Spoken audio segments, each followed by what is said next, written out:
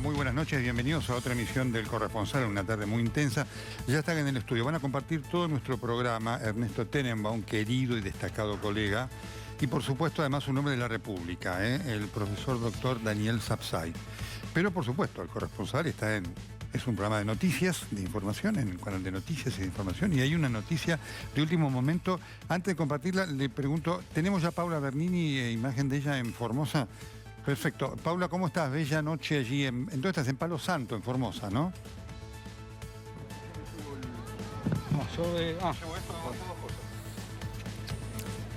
Estamos ahí con un pequeño retardo. Vos me decís, Paula, cuando estás escuchándonos y cuando te podemos escuchar. Paula Bernini está haciendo un trabajo extraordinario en Formosa, ¿sí? Y está mostrando lo que allí ocurre. Y esto comienza a ser una puerta, una cortina que ha caído la cortina de Formosa, exponiendo la realidad de lo que allí pasa, bajo el pretexto de que es la provincia que tiene menor cantidad de casos, ¿no? Entonces, esa idea es que eso da para un vale todo, una actitud maquiavélica. Y mientras esperamos esta comunicación con Paula Bernini, ¿por qué comenzamos con esto? Porque miren lo que ha ocurrido en el Consejo Deliberante de Palo Santo. Hay un documento que estoy leyendo, acaba de llegar. Dice, empieza así, ¿no? Los ataques sistemáticos impuestos por los medios de comunicación televisivos, radiales, redes sociales y otros, fundamentalmente desde el ámbito nacional, visto esto, lo lleva a una resolución. Paula, ¿estás ahí? Sí, por supuesto, estamos acá y como te decía Nelson, estamos en Las Lomitas. Las Lomitas. Una localidad muy importante en la provincia de Formosa. Estuvimos trabajando en Formosa Capital, en Clorinda y ahora en Las Lomitas. Pero nos llamó la atención que más allá de la cantidad de restricciones que hay para que todas las localidades funcionen con normalidad. Y por ejemplo, es así la localidad de Palo Santo, que no tiene una regularidad a la hora de sesionar. En el día de ayer el Consejo Deliberante sesionó, ¿y sabés para qué lo hizo? Para declarar a los medios de comunicación que están acá en Formosa personas no gratas. Pero ¿saben quién es el único medio de comunicación que está dentro de la República de Formosa? Porque tenemos que hablar de una provincia que ya no pertenece a la República Argentina. El único medio de comunicación que está por orden de un juez federal somos nosotros. TN, el equipo de TN, quien les habla y un grupo de 5 personas más. Así que nos han declarado persona no grata. Pero te quiero leer un pasaje que me llamó poderosamente la atención, es muy importante, ¿no? el texto, es muy importante el texto, al margen de la barbaridad esta, ¿no es cierto? Es muy importante el texto para que ustedes vean la concepción que hay allí por parte del Consejo Deliberante de Palo Santo, que es Formosa, en forma unánime. Es muy importante porque después vamos a cotejarlo con algunas de las imágenes y testimonios que ha tomado el equipo que está encabezando allí, Paula Bernini. Después quiero que me des los nombres, por favor, Paula, de todos los que están trabajando contigo en esta cobertura. Adelante vos con la lectura, dale.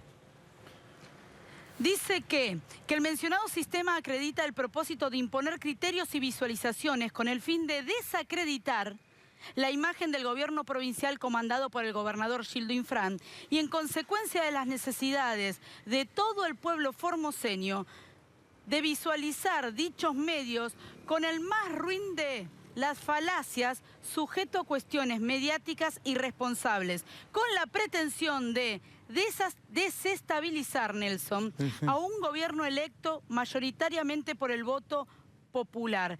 Lo que está diciendo es que nosotros somos falaces, que nosotros venimos a desestabilizar y con estos argumentos nos declaran persona no grata. Pero te quiero decir algo que me lo dijo hoy una entrevistada y creo que es el resumen de todo. No les están diciendo personas no gratas a ustedes, no les está diciendo falaces a ustedes, les están diciendo eso a todas las personas que están hablando en el micrófono de TN, a todas las personas que están contando cómo están viviendo estas restricciones a las libertades, estas violaciones a los derechos. Es imposible que lo que yo les estoy mostrando sea una puesta en escena. No he preparado una sola entrevista de decir voy a tu casa, nos encontramos en tal esquina. Donde me bajo, Claro, por hay una supuesto, persona por que quiere supuesto. hablar en la cámara de TN. Por supuesto. Estuvimos trabajando Sí. en Clorinda.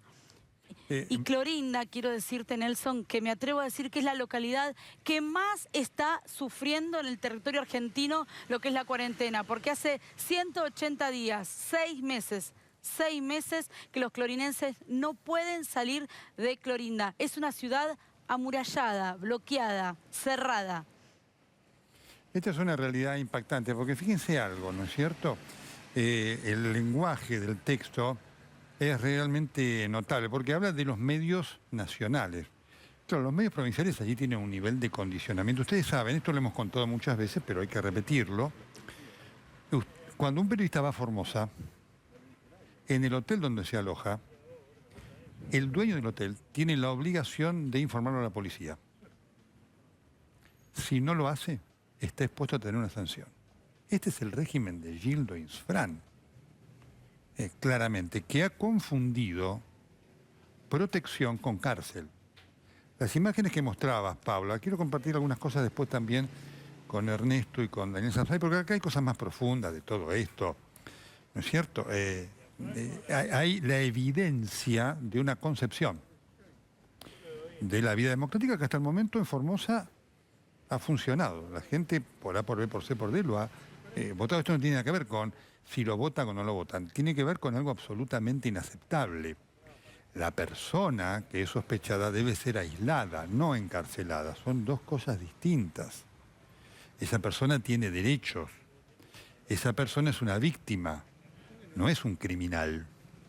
Esto es algo muy importante, ¿no es cierto? Imagínense, ¿no? Si usted dijera, bueno, tiene COVID, tiene que ir a este lugar donde no lo vamos a dejar salir por 60 días, sea positivo o negativo, porque queremos que las estadísticas den lo que den. Eso es absurdo. Eso es absolutamente intolerable como tal. Y esto es lo que se está exponiendo aquí, porque además lo que se está viendo son situaciones enormes. Ayer me recuerdo, Paula, este testimonio tuyo allí en Clorinda, de la señora que tiene un chico autista de 3 años y que para ir a Formosa no lo puede acompañar. El chico, me acuerdo que decía que tenía un problema de hipersensibilidad auditiva y demás. No lo puede acompañar y por lo tanto tiene que ir solo un chico de 3 años, ¿no es cierto? Todas las personas que tengan chiquitos, hijos que tengan que hacerse tratamiento de salud en Formosa, porque recordemos que Clorinda es una ciudad, pero mucha gente se atiende en Formosa capital a la hora de ir a médicos o a la hora de hacer trámites, abogados, pero acá nos referimos a salud. Los chicos que tienen tratamientos en Formosa capital, para salir de Formosa deben los padres subirlos a una ambulancia bajo el cuidado de una enfermera y un policía. Los llevan a la provincia, a la localidad de Formosa, ahí lo atiende un médico y se los regresan a sus padres. Y acá la pregunta que me hacían una y otra vez los padres: ¿qué pasa si entre que salen de Clorinda y llegan a Formosa, mi hijo tiene un brote psicótico, Claro. si mi hijo convulsiona, si mi hijo le pasa algo? ¿Lo atiende el policía, la enfermera? ¿Qué pasa si se accidenta? Y otra cosa, lo que me decía esta mamá: si mi chiquito autista de 3 años tiene que ir a hacer un chequeo con el médico, ¿quién va a recibir el parte? ¿El policía? ¿Y el policía me lo va a transmitir a mí? No, le dicen, hágalo por Zoom, llame al médico por Zoom. Tiene que dejar a su chiquito de 3 años en la ambulancia y dejarlo ir a Formosa. Y Nelson, déjame decirte esto: la gente que sale de Formosa tiene solo 12 horas para regresar. La gente que sale de Clorinda a Formosa, 12 horas para volver a Clorinda. Si no entra dentro de las 12 horas, van a aislamiento obligatorio. Y el mismo régimen es para los chiquitos que salen en las ambulancias solas. Si no regresan dentro de las 12 horas, van a aislamiento obligatorio. Ernesto, ¿por qué pensás que Formosa es así y ante la tolerancia de tantos? Mira, en principio yo no conozco Formosa, entonces me cuesta mucho opinar desde... Lo que sí puedo asociar es con distintos procesos que se han vivido en algunas provincias a lo largo de la historia argentina, en la cual el poder político se ha perpetuado eternamente. Es muy difícil no escuchar la información que llega de Formosa sin relacionarse con la catamarca de los Saadi, Claro. previo al caso María Soledad. Claro. Y muy difícil no relacionar con una idea que tienen algunos líderes que tienen, tendencias autoritarias que creen que son imprescindibles y que pueden reelegirse para siempre. Entonces, uno lo que ve objetivamente con la información que uno precisa por fuera de toda la estrategia de pelea contra la pandemia, contra el coronavirus, uno ve, no sé, ve un gobernador que se reelige eternamente. El Poder Judicial que está sometido a la medida del gobernador. La prensa que está sometida a la financiación por parte de la provincia. Entonces es un régimen bastante parecido a un régimen totalitario. En ese contexto uno termina dudando de todo, dudando de cómo salen las elecciones, dudando de todo, porque todo termina girando alrededor de la misma persona. Y lo otro que previo a toda la cobertura de la pandemia uno ha cubierto y ha aprendido mucho de Formosa son hechos de violaciones a los derechos humanos, sobre todo sobre las comunidades indígenas. Los testimonios que se han recogido, tanto en TN como en otros medios, sobre la forma en que se ha maltratado a sospechosos de ser sospechosos, de estar en contacto con gente que tiene COVID, han sido testimonios realmente estremecedores. No, es muy difícil de asociar esto a una estrategia sanitaria o, en todo caso, frente a cada desafío, cada gobernante lo enfrenta con los principios que tiene. Y con sus principios los ha enfrentado Trump, Bolsonaro, Alberto Fernández. Y bueno, en el caso de Infran, los principios son principios paternalistas, autoritarios y por momentos muy represivos, ¿no? Doctor Sauzay, quiero, antes de cerrar este segmento, su opinión, esto de tener que pedir una autorización a la Corte Suprema o a un juez federal para poder entrar en territorio argentino, para transitar territorio argentino. ¿Es Bueno, constitucional? Lo veo, buenas noches Nelson, perdón, lo veo de una gravedad extrema porque coincido absolutamente con el diagnóstico y el cuadro de situación que describió Ernesto, pero esto llega a una gravedad superior porque acá no solo este gobernador ha establecido fronteras interiores porque ha cerrado la provincia al país. Recordemos que fue necesaria una orden de la Corte Suprema de Justicia de la Nación para que varios miles de personas que estaban como animales a la vera del río Bermejo, donde una persona murió, quiso ver a su hijo y se ahogó en el río, fue por orden de la Corte Suprema que se levantó esa frontera. Pero lo más terrible es que acá veo que hay fronteras interiores a la provincia. Claro. O sea, esto me acerca a cuando yo visité Sudáfrica, poco después del fin del régimen del apartheid, Johannesburgo, y nos explicaban las fronteras interiores para los que correspondían a distintas razas que no era la blanca, que necesitaban pasaportes internos con fronteras y distintos márgenes para poder trasladarse, y esos pasaportes se los daban por muy pocas horas, y no regresaban, iban presos. Claro. Exactamente igual que lo que usted ha comentado. Es decir, cuando la corresponsal decía con muy buen criterio, pareciera no ser parte de la Argentina, es que no lo es. Claro. Porque en la Argentina se exige que forma republicana de gobierno rija en todo el territorio. Y allí donde esto no ocurre se justifica la intervención federal. Es el juego de los artículos 5 y 6 de la Constitución. Acá no rige de ninguna manera. Clarísimo. Paula, decime quiénes están trabajando contigo en esta cobertura que es realmente excepcional y difícil y riesgosa. Sí, les quiero agradecer porque realmente me han acompañado de una manera increíble. A la cabeza está Hernán Pereira, Santiago Aliote, Emiliano Tacisto y José Pose. También nos ha acompañado todo el tiempo el abogado Daniel Suizer. Y Nelson, quiero cerrar con esta información. Hoy a la mañana el gobernador Gildo Infran estuvo habilitando centros terapéuticos en Formosa. Mira. Y en su discurso dijo esto: nosotros no le vamos a hacer caso a los medios y vamos a seguir nuestras medidas sanitarias, porque considero que a ellos les duele que Formosa tenga los resultados sanitarios que tenemos. Ellos vienen a darnos clase. ¿Qué clase nos pueden dar? No tienen vacunatorio, las vacunas se las dieron a los privados, a las prepagas. Si hubieran hecho lo que nosotros estamos haciendo en Formosa, pudieran acceder a una buena medida sanitaria. Y consideró también, dice, nosotros acá vamos a hacer lo que corresponde, no desde el punto de vista político partidario, sino desde el sentido político sanitario epidemiológico. Lo que dice es: vamos a seguir con la misma postura. Y esto, los formoseños no lo recibieron bien.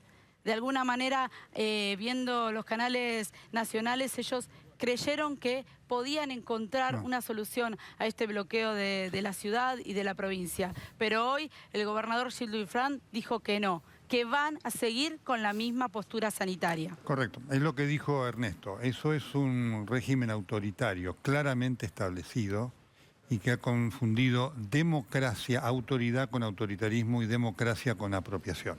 Verdadero problema de Formosa y otras provincias. Gran cobertura, Paula, muchísimas gracias. A vos y a todo el equipo, cuídense. Gracias a todos ustedes.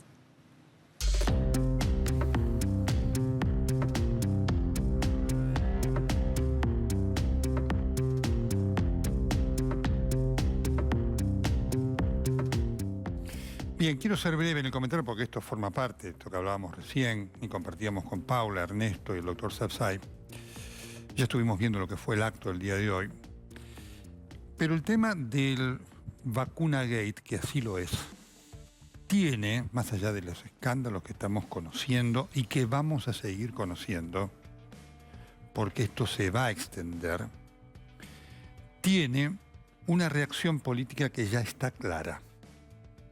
Lo estamos viendo con el presidente desangelado, con un discurso desvaído, agitado, deslucido en México, dando un papel, una imagen penosa ante el presidente mexicano. Lo estamos escuchando ante lo que es el discurso ahora de Axel Kicillof, de su ministro de Salud. ¿Cuál es la actitud ahora del gobierno? Es muy kirchnerista, es muy kirchnerista. Por eso se está viendo la kirchnerización de Alberto Fernández penosamente, ¿no? ¿Por qué es muy kirchnerista? Porque el kirchnerismo cree que la realidad se tapa. Es decir, esto que estaba en los medios, esta idea de que todos son los medios, hace actuar en consecuencia. Por lo tanto, la etapa que estamos viendo ahora es la de decir esto no existió. Empezó con Alberto Fernández el otro día, el lunes, en México, que dijo terminen con esa payasada, a la justicia. Después el doctor Sapsay nos va a decir cuáles son los delitos que están incorporados, representados en estas acciones. Dicho por un profesor de Derecho, pero el doctor Sapsay me dijo que profesor de Derecho ya no es Alberto Fernández. Pero bueno, ha seguido con Kicillof, ¿no? Y entonces es muy interesante ver las explicaciones de lo que han sido estos jóvenes ahí de la cámpora del centro, del call center, que se vacunaron, porque son imprescindibles, porque si ellos tienen un problema, por supuesto, se ve que son más imprescindibles que los médicos, terapistas y demás. Y entonces la idea ahora que viene es, esto no existió. Y hay toda una parafernalia, inclusive mediática, armada, en la cual también debo decir, uno observa comportamientos compartidos por parte de algunos sectores del oficialismo. Yo no puedo callar que para mí es bochornoso que Rodríguez Larreta se haya ido de vacaciones a Bucios en el medio de todo esto, en un avión que, más allá que se lo contrató su hermano, entró pidiendo ayuda en condición de avión humanitario. No puedo callarlo. No es lo mismo que el vacuna-gate, pero es una actitud absolutamente insostenible, de la cual también, entonces la idea es tapemos esto y no se habla.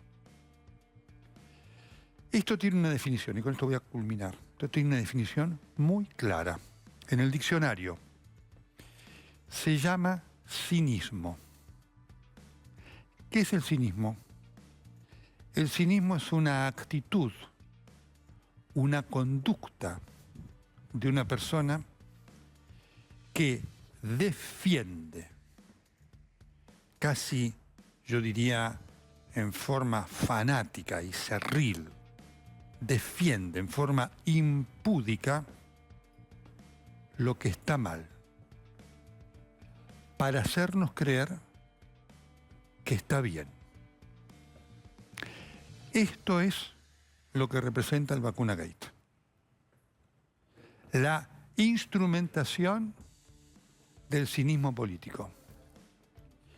Y es penoso verlo, el presidente de la República. Yo tenía otras expectativas.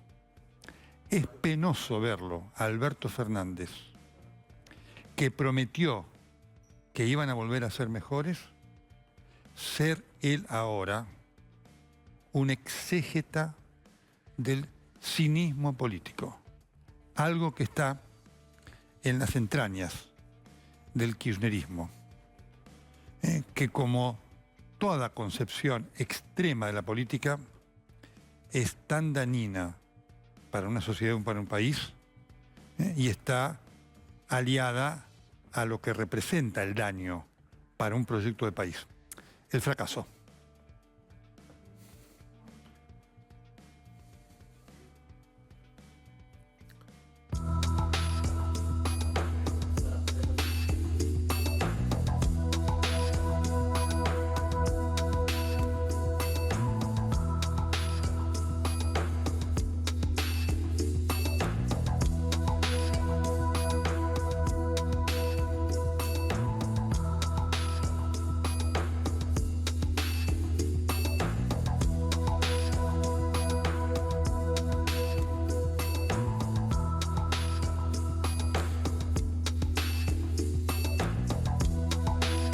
Gran gusto de tenerlo a Ernesto Tenenbaum, un gran colega, una gran persona, un hombre honesto, intelectualmente honesto. Usted puede estar de acuerdo o no con él, pero un hombre absolutamente claro, abierto, respetuoso, un hombre que discute, no riñe. ¿Qué tal, Ernesto? ¿Cómo estás? Bien, Nelson. Como decís vos, bella noche de sábado. Bella noche de sábado, ¿no? Muy bella, la verdad que muy hermosa, ¿no? Qué día hoy, ¿eh? ¿Cómo andás? Bien, ¿y vos cómo lo viviste hoy? ¿Cómo viviste el día de hoy, el día de este Mirá, banderazo, movilización? Viendo el banderazo, lo que yo vi me pareció bastante débil, no me pareció un banderazo hasta donde yo vi, que fue tipo 7:30 de la tarde, etcétera. Hubo en otros que hubo más gente, es verdad. Sí, pero mira, la verdad que yo, desde que empezó la pandemia, las manifestaciones fueron manifestaciones difíciles de calcular. Sí. ¿Por qué? Porque como eran manifestaciones con autos, con poca gente, Claro. vos podías llenar la 9 de julio entera. Pero vos calculabas, mirabas los autos y te das cuenta que eso con 5.000 personas en los autos y ha habido manifestaciones, no sé, el cierre de campaña de Macri, por decirlo, tenía 400.000 personas. Claro, claro. Entonces, cuando algunos medios decían masiva manifestación o masivo banderazo, yo decía, seguramente ese banderazo representa el sentir de un sector muy importante de la población, pero en términos de concurrencia no me parecía tan masivo. Y me parece que lo que vimos hoy ratifica eso. Los banderazos han sido expresiones de un sector que tendrá razón en algunas cosas, en otras no, pero un sector muy extremo de la oposición.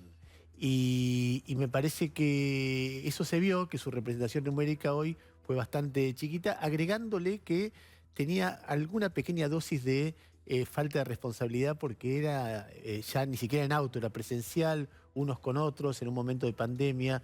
Con lo cual, me parece que en estas imágenes se ve muy bien que había muchos claros, me parece que como expresión de manifestación popular en la calle, en la Argentina ha habido otras más importantes, ¿no? Eso no tiene nada que ver con si el gobierno tiene consenso hoy en la sociedad. Digo, cuando se convoca una marcha, lo que se logra es esto y no es una expresión muy contundente.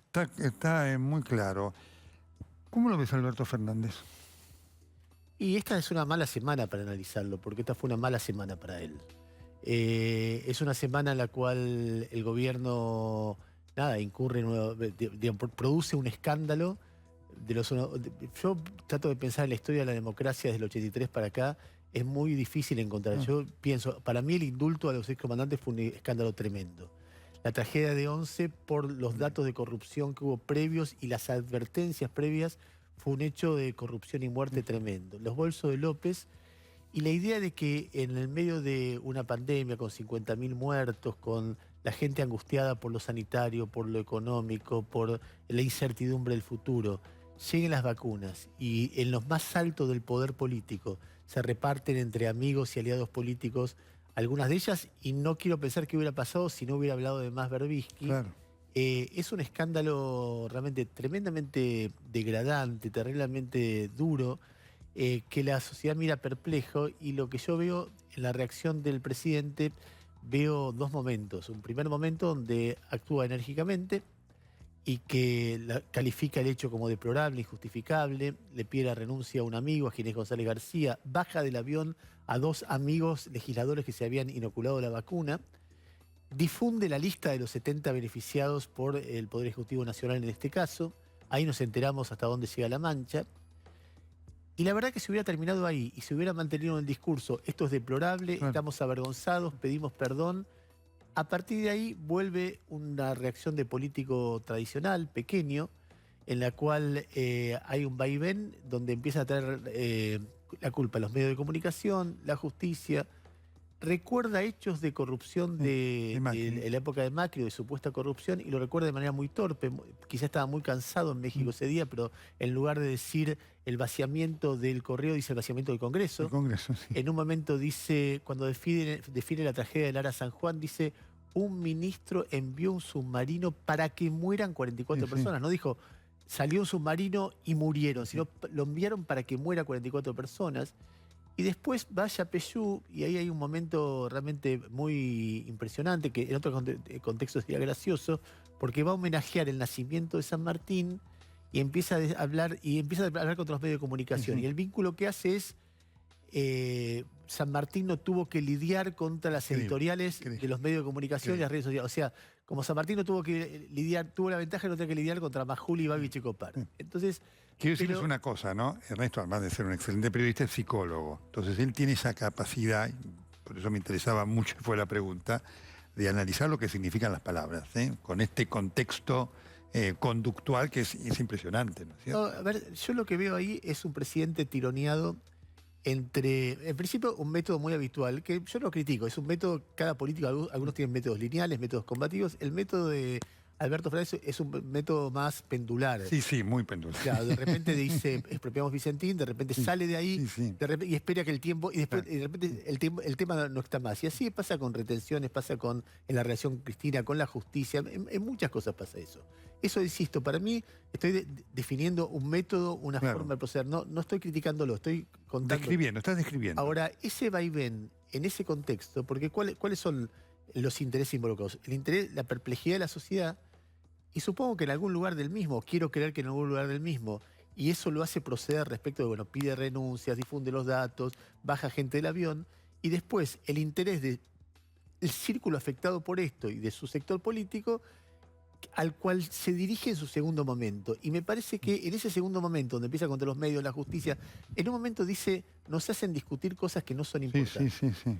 Y yo creo que en eso, en otro contexto, él puede tener razón. Muchas veces nosotros, los medios de comunicación, hacemos que se discutan cosas que no son la cosa importante del país. Y el debate político en los medios de comunicación, a veces hay momentos que se hace muy tóxico. Eso es cierto. Ahora, esta semana no. No, claro. Esta semana los medios hablaron de un Claro. escándalo que es aberrante. Y entonces yo hubiera preferido, me parece que ese tironeo lo Ahora- tiene a él tironeado, se contradice, porque si por un lado es algo injustificable, entonces no le puede echar la culpa. Ahora, echar las dos cosas al mismo tiempo, lo veo muy confuso, muy Ahora- tironeado y con una escala de valores que no me queda clara en esto. Y te pregunto entonces, vos escribiste aquel libro fantástico en el 2009, ¿qué les pasó? Sí. ¿Qué pensás que le pasó a Alberto Fernández? Porque no es el que vos conocimos.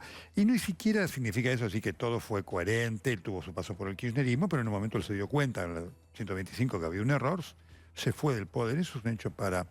Y tuvo una visión muy crítica de Cristina y dijo, no volvemos para hacer eso. ¿Qué le está pasando? ¿Qué pensás? Mira, yo te voy a decir lo que yo tiendo a creer. Seguramente después Daniel va a hablar y va a decir no estoy de acuerdo con lo que dice Ernesto, no sé qué. Yo de verdad creo que Alberto Fernández es un tipo democrático. Es una persona que cree en la democracia, creo que... y creo que en todo el tiempo que estuvo fuera del kirchnerismo, lejos de Cristina, él, Vilma Ibarra, Gustavo Vélez, Sí, no sé, Lozardo, muchos, Felipe Solá, incluso Sergio Massa, todo lo que no fue kirchnerista y que peleó y que batalló políticamente contra ellos, a veces ganando, a veces perdiendo, discutían tres cosas. Una es una orientación económica, decía tiene que ser más moderado, hay que Correcto, entender así que es. no se puede ahuyentar a los inversores, la relación Otra, una orientación política, no puede ser que haya el culto a la personalidad y la obsecuencia que había en la época del kirchnerismo. Y la tercera cuestión es la cuestión de la corrupción. para ganarle a Macri o por la oposición que ellos tenían a Macri, en un momento se dan cuenta que se tienen que unir. Y se produce una pelea donde él, por un lado, como presidente tiene que ser representante de lo que él era en esos años y dar esa pelea, y cree que esa pelea lo vincula mejor a la sociedad que el vínculo que tiene el kirchnerismo, pero por otro lado no puede dejar de representar al kirchnerismo más duro porque si no se le rompe la coalición.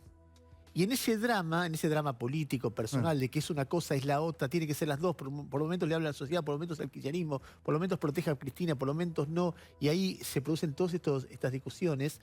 Me parece que, bueno, de ahí surge, de esa contradicción, un movimiento pendular que por momentos hace que el gobierno sea muy latoso, muy difícil de entender hacia dónde va, pero que al mismo tiempo es permeable a, no sé, la mirada que tiene la sociedad o el sector independiente de la sociedad, y eso hace que, por ejemplo, uno pensaba, la acusación más fuerte del sector más duro del macrismo era, vienen por la venganza, vienen por la persecución, vienen a robar y vienen, era venganza, impunidad. Sí. Y la verdad que hoy, porque la justicia se plantó o por lo que fuera, impunidad no hay, se ve que están todos condenados, menos Cristina. Ahora, es muy importante lo que vos decís, porque el tema de la impunidad, claramente Cristina llega al poder buscando eso, ¿no? Pero no lo logra. No lo logra. Ahora, al contrario, logra lo contrario porque hasta el momento va a controlar, efectivamente. Pero está el poder que dice, voy a hablar el lunes de la reforma judicial porque esto no puede más ser así. ¿A vos te sorprende, digamos, porque es un mensaje contradictorio entre los jueces que dicen nosotros estamos y una amenaza permanente a querer violentar esa independencia? Pero no ha pasado, Nelson. Pero no es que no ha pasado. ¿No ha pasado porque no pueden o porque no quieren? Y yo creo que una parte no pueden y otra parte, dentro de ellos hay una discusión. Y de hecho, Cristina, cuando fue la reforma judicial de Alberto, con la cual yo no estoy de acuerdo, para mí toda la agenda judicial del gobierno, desde el discurso de apertura de las sesiones ordinarias, de la asunción de Alberto Fernández hasta hoy, es una estrategia equivocada, que no tiene que ver con las prioridades del país y que todo gira alrededor de la impunidad. Ahora, dicho esto, no han podido mover jueces. No es que casi han designado alguno, pero digamos, siguen las mismas cámaras, los mismos tribunales, etcétera. Y la verdad que han designado algunos, que a uno le puede gustar más o no, pero en la democracia, el poder político tiene incidencia en la designación de jueces. Así funciona la democracia. Trump, antes de irse, designó una jueza conservadora en la Corte Suprema en tiempo récord. O sea, es lógico que pase eso también. Vamos a compartir todo el programa. ¿Y usted, doctor Daniel Sapsay, cómo lo ve? Me parece que es un gobierno con una gran debilidad en lo institucional. Lo de Formosa no es una cosa totalmente ajena al espíritu y al modelo de país. No olvidemos que el presidente estuvo en Formosa poco después de haber asumido y lo presentó a Infran como un gobernador ejemplar. Es imposible creer que él ignorase las características del gobierno de Infran. Por lo tanto, debo necesariamente asociar lo que es la provincia de Formosa con el modelo de poder que está en la cabeza del presidente. ¿Esto significa que usted cree que hay una búsqueda de cooptación del Poder Judicial, que esto está en el proyecto como tal?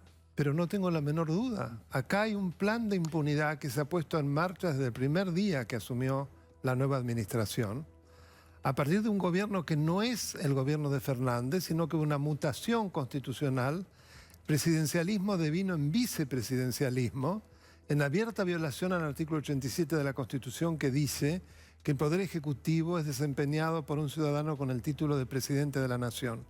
Acá esto se modificó de facto y quien gobierna, no hay duda, que es la señora de Kirchner, no es Alberto Fernández, y hay permanentemente un trabajo para lograr la impunidad. Desde el momento en que se designaron a los titulares de los órganos de control, empezando por Zanini. Zanini, un hombre que es el abogado del Estado, el que debe precisamente asesorar al presidente y a los ministros para que tomen sus decisiones dentro de la legalidad. Sin embargo, está procesado por varias causas por defraudación al Estado. Es algo inédito e insólito. Y en los demás organismos pasa algo semejante. Fíjese usted en la Oficina Anticorrupción, su titular, Félix Kraus, ha decidido renunciar a la denuncia de los delitos o los supuestos delitos cometidos por la administración Fernández. Entonces, esto es clarísimo. hay un trabajo de zapa a diario de tratar de destruir pruebas, de tratar de trasladar jueces, de designar jueces como el caso del doctor Boyko, que es el abogado de la vicepresidente. ¿Qué podemos, de Parrilli, qué podemos esperar de alguien que evidentemente, más allá de su idoneidad técnica, no la presenta con imparcialidad? ¿Te impresionaron esos nombramientos? Porque eso es un elemento muy objetivo, ¿no? Y a mí, te voy a decir, me decepcionaron, de verdad. Yo no hubiera esperado eso. Mira, yo preferiría que los jueces sean personas que sobre las cuales no hubiera ningún tipo de sospecha de alineamiento con nadie. Pero yo también me cuido de no magnificar los problemas, porque uno, cuando ve hechos que no le gustan, puede tomar de un hecho una regla y teñir de eso todo lo que pasa, o decir, esto no me gusta, pero pasan otras cosas, y entonces uno puede tener un análisis, me parece, más amplio. Este es un país donde, gobernando el peronismo, en este momento, se ha condenado a Lázaro Báez, se ha condenado a Devido, se ha condenado a Vudú. Son hechos que son históricos para la Argentina. Es decir, este país, desde que asumió Alberto Fernández, no se ha desprocesado a nadie. Cuando asumió Macri, a los 15 días fue desprocesado. La cantidad de jueces que se movieron y se designaron ante el macrismo eran decenas, y se emitieron 2 decretos para designar jueces en la Corte Suprema. En todo el periodo donde gobernó Macri hubo detenciones sin condena, incluso en periodo electoral, que fueron vergonzosas. Yo no lo he visto en la historia democrática argentina eso nunca, y creo que no lo voy a volver a ver. Y entonces me doy cuenta que la discusión institucional en Argentina es más amplia de lo que afecta a este gobierno. Ahora, si vos me decís, me gusta que designen al abogado de Cristina como juez, me parece horrible. Me parece horrible. Vos me decís qué creo que piensa distintos sectores del gobierno de cómo enfrentar el Poder Judicial. Cristina lo dijo categóricamente. La independencia del Poder Judicial es una rémora de la Revolución Francesa y hay que abolirla, hay que cambiar eso.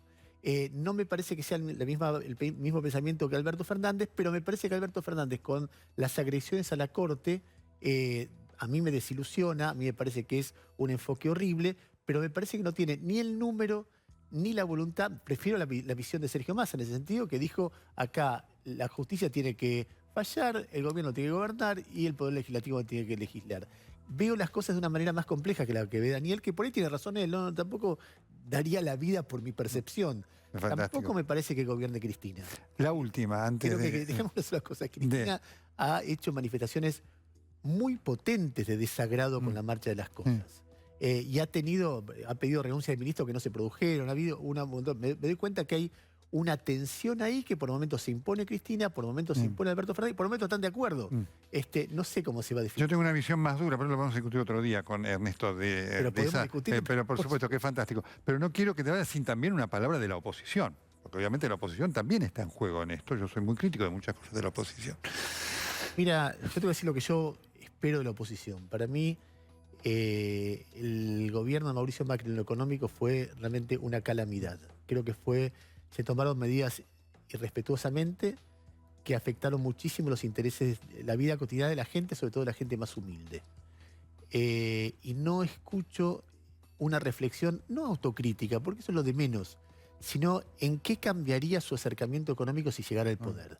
Me parece que para la oposición siempre es más fácil porque se agarran los defectos de un gobierno, se los magnifican. Eso hacía el kirchnerismo con Macri. Se dice que es una dictadura cuando estamos... ofende el sentido común. Sí, claro. Ni lo era la de Macri, ni lo era el gobierno de Macri, ni lo es este gobierno. Se dice, y así es la democracia. Está bueno que la oposición haga esas cosas. Ahora, me parece que en términos de nombres, el gran desafío que tiene la oposición para el futuro es saldar el tema económico. Y después hay 2 sectores. Yo respeto más la oposición más moderada, la oposición dialoguista, para pedirle al gobierno que dialogue tiene que haber una alternativa. El gobierno está difícil para dialogar. Empezó en un contexto de diálogo y ahora hay una cosa de operación política contra Rodríguez Larreta permanente que me parece horrible. La verdad que no estoy de acuerdo, me parece que deteriora la democracia. Lo que más me preocupa hoy, Nelson, de esta semana es que la convicción democrática de los argentinos ha sobrevivido a muchos desastres que hicieron sus dirigentes. Yo no tiraría tanto del hilo. Si hacemos cosas como el vacuna gate, en algún momento la Argentina va a dejar de ser democrática porque se va a hartar de la dirigencia. Y si el presidente es confuso, es errático, es pendular cuando pasa algo tan grave, y la verdad que no es bueno para la gente y no es bueno para la democracia.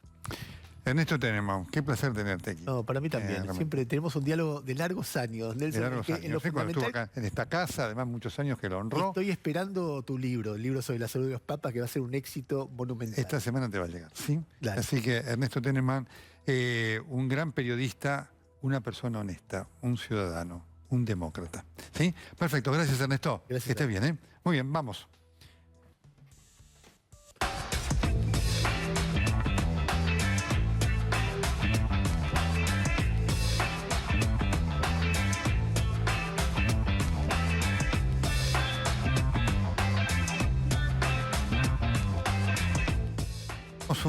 Podríamos tener con Ernesto y el doctor Sarraday discusiones, que eso es lo que hay que hacer en la Argentina, hay que discutir. Yo pienso A, vos pensás B y demás, y con matices y demás, que la democracia necesita esto. Le hago esta pregunta antes de ir a la pausa del programa Vuela. Los dos ministros de la Corte Suprema de Justicia bonaerense, Kogan y Castelli, que se vacunaron haciéndose pasar como personal de salud, ¿pueden seguir siendo ministros de Justicia? Yo entiendo que no. Ministro de la Corte, a esto me refiero. Lo digo ¿no? con mucha pena porque son dos personas que respeto, tanto el doctor Renú como la doctora Kogan, han tenido un desempeño muy meritorio, pero esto es gravísimo. Lamentablemente es gravísimo, yo creo que han quedado descalificados, han perdido la posibilidad de ser respetados por los justiciables, que es lo fundamental para un juez, pero esto debe ser también trasladado para todos los legisladores nacionales, que también lo ha hecho, para los funcionarios públicos de cualquier nivel nacional, todos, porque es de una gravedad tan inusitada, es una trampa tan feroz, es una violación al derecho a la vida y a la salud, y si no se dieron cuenta, pues entonces tampoco son idóneos. Y yo dudo que no se hayan dado cuenta. El doctor Daniel Sapsay, ya vamos a tener más preguntas con él. En un minuto seguimos aquí en esta emisión del Corresponsal.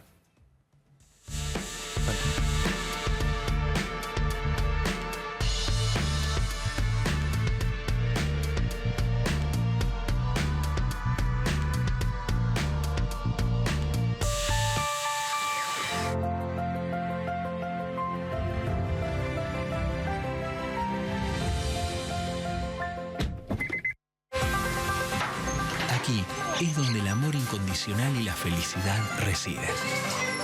Esto es un hogar. Tu hogar comienza con Adrián Mercado.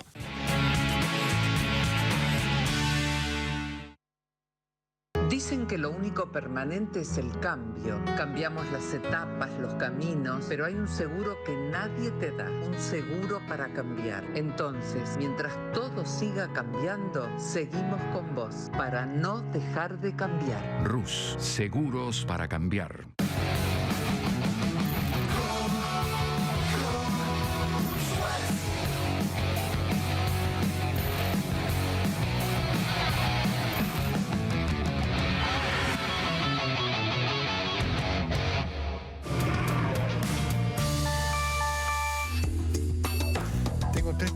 Para el doctor Daniel Sapsay. ¿Qué representa el fallo condenatorio contra Lázaro Báez?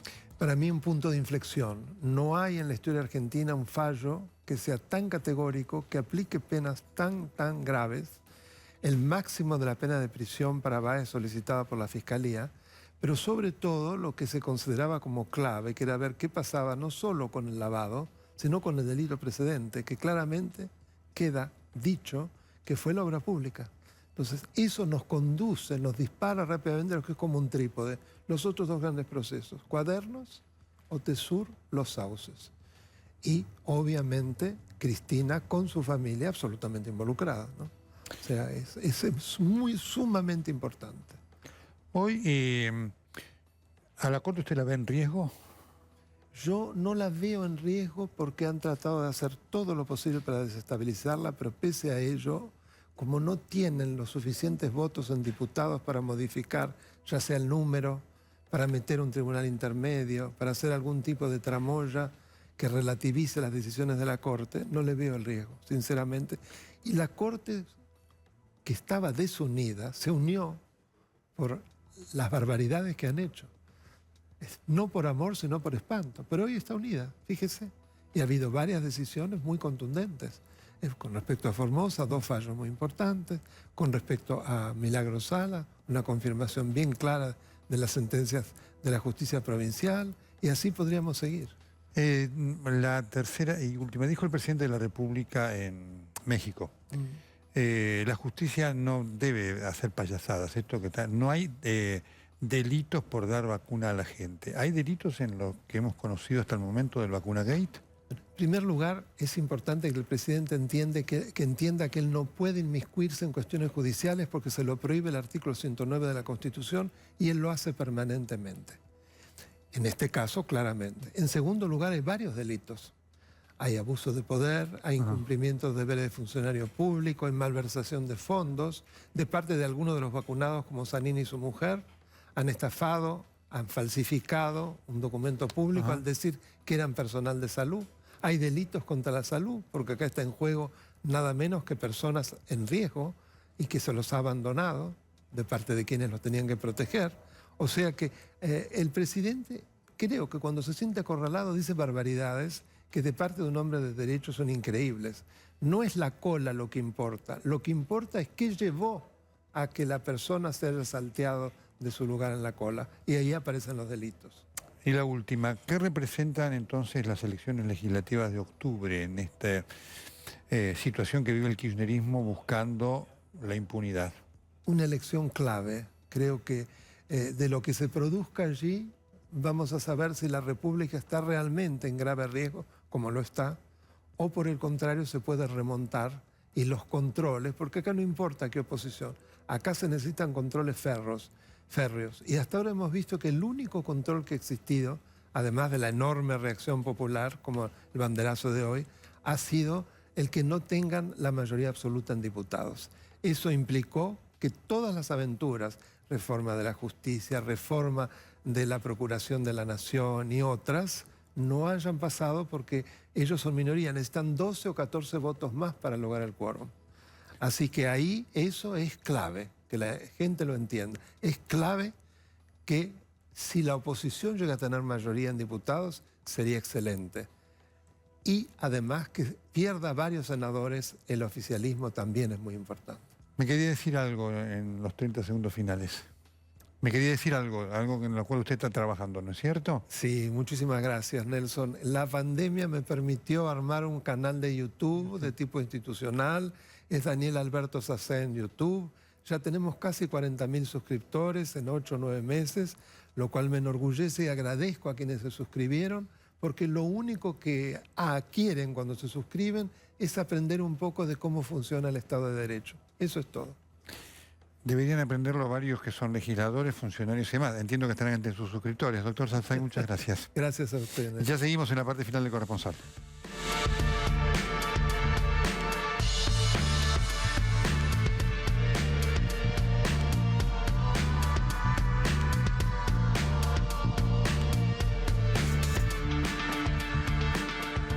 Muy bien, ya viene Juan Budvilowski con TN Extremo Plus. No se lo pierda. En el final, acordándome de esto que decía Alberto Fernández, ¿no? El Vacunagate es una payasada. Cuando apareció el Watergate, Nixon dijo, son todas mentiras. Mire cómo terminó. Hasta el próximo sábado. Buenas noches.